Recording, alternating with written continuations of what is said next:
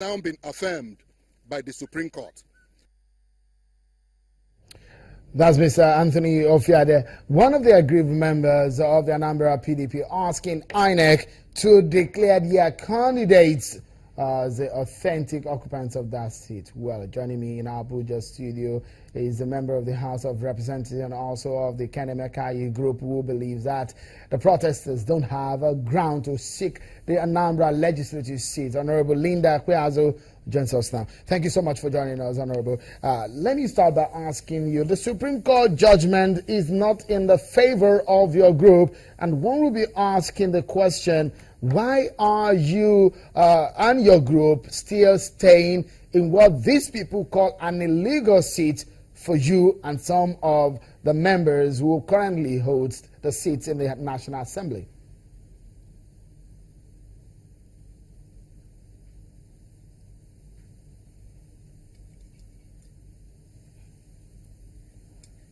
Okay, it appears.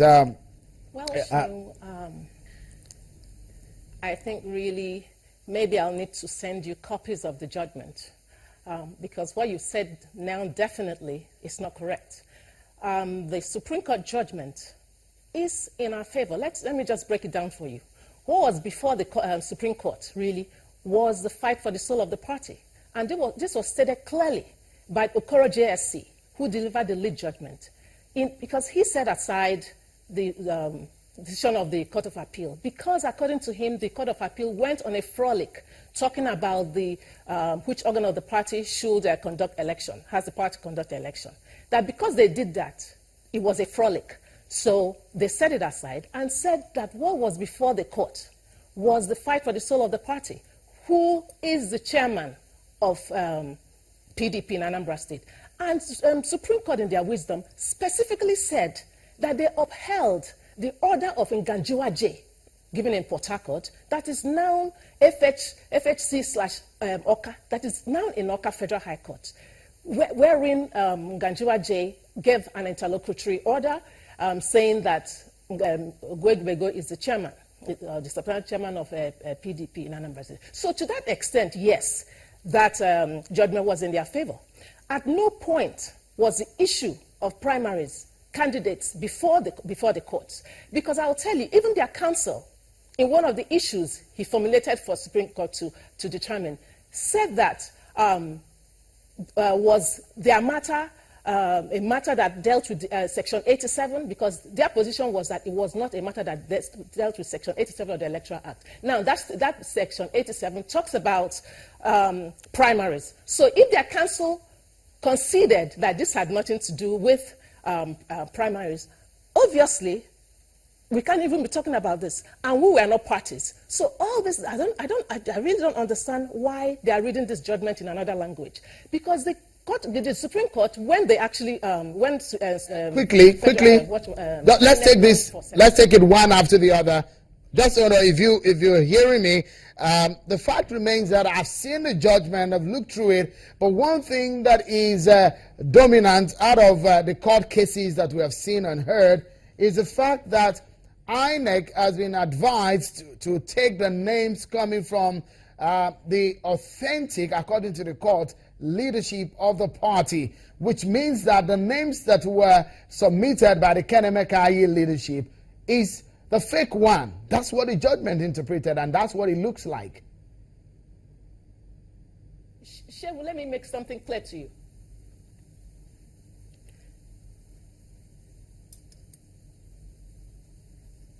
Shehu, let me make something clear to you. I didn't actually get the last part of what you said. But first of all, at no time did Ken Emakai conduct primaries. That is a misconception. At no time did Ken Emakai conduct primaries. The body that conducted primaries that we participated in is the National Working Committee of the party. It's the national. Well, Ken Emakai never. But it was a Ken. It was a Ken Emakai. It was just a moment. Just a moment. If you will listen and just take just a moment, Honorable Linda. Just a moment. It's going to be good if you take the questions. And answer them. The fact remains that it was Ken Emakai who was at the end of affairs based on the contest for the soul of the leadership of the party at that time. and it was a Kenemekai who was the one who presented the names of candidates to the national body of the party. That is not true. That is not true. I don't know where you got that information from. That is not true.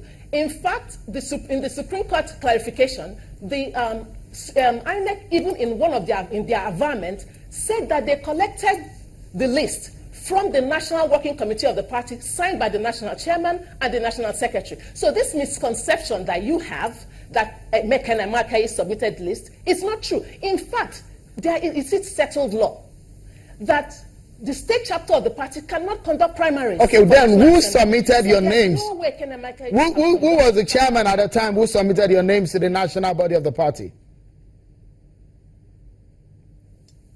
Excuse me? I was asking, who was the chairman who submitted your names and others to the national body of the party who conducted the primaries at the time? Who submitted your names? You do not need a state chairman to sign any document. No, I beg you. They do not play a role. You don't need a state chairman. No.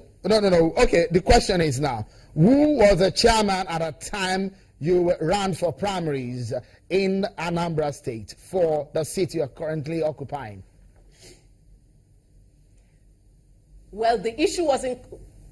The issue was in court, and the national party of the national body of the PDP, going by their constitution, set up panels in all the states in the country, not just Anambra State. They set up electoral panels as per our guidelines and as per the powers given to them by the constitution of the party. What they do is set up panels to conduct congresses and primaries all over the country. Anambra cannot be different. Whether Ejike Gwebego or Mr. John was the state chairman of the party at the time goes to no issue, because it is not their responsibility under the constitution of the party, and it is not their responsibility according to the law of the land, given all the authorities by the Supreme Court. It is not their responsibility to conduct primaries, so they cannot conduct primaries. There has been conferred on. Just a moment. If I throw this question to you, there was definitely a lot of crises rocking your party at that time. But it looks so much like the prayers of the Ogobego group now is that INEC should declare their candidates as a rightful ownership or occupants of those seats. If INEC does so today, what would you do? Well,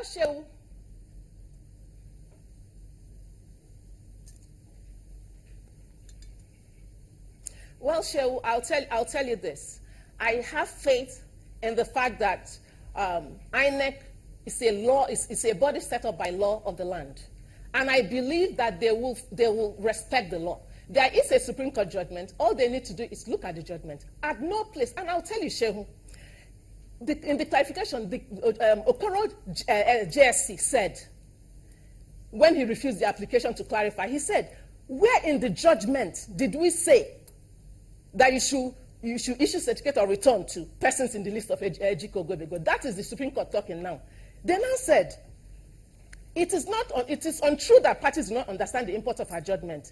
Where in that judgment do they state that Ogwebego-led Anambra State Exco should take over the functions of the NEC of PDP so that they can submit list of candidates for election to INEC?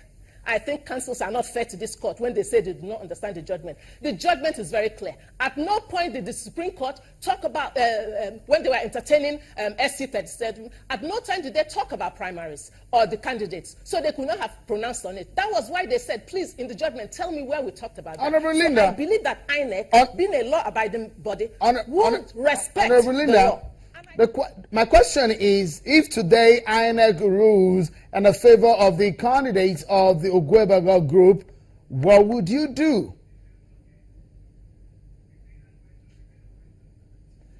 My question basically is this: if today INEC rules in favor of the Ogwebego candidates, what would you do? I've just answered it, Shehu. I don't believe that would happen. This What- is not a lawless what if- society. what if it So happens? it will not, I don't see that happening. What if it unless happens? INEC does not respect the law. What we- And like I told you, all they need to do is look at the law. Look at the judgment. It is not written in a foreign language. It is written in English, which every Nigerian understands. So I do not expect Shehu that they will do an illegal thing. It Okay. is illegal. And if they choose to go to court again, they have that right. Nobody will stand to stop them from going to court. But to say that a law-abiding body should maybe succumb to blackmail, succumb to intimidation, succumb to lawlessness, because really that is what they are doing. These are people that say they want to be Talking lawmakers. to us, Let me tell you Honorable something. Linda Piazzo. Many thanks for talking to us, and I wish you the best in the coming days as we expect a decision from INEC on this matter. We take a moment now, and when we return, we hear from INEC on this matter and the issues relating to Rivers rerun elections. Join us again.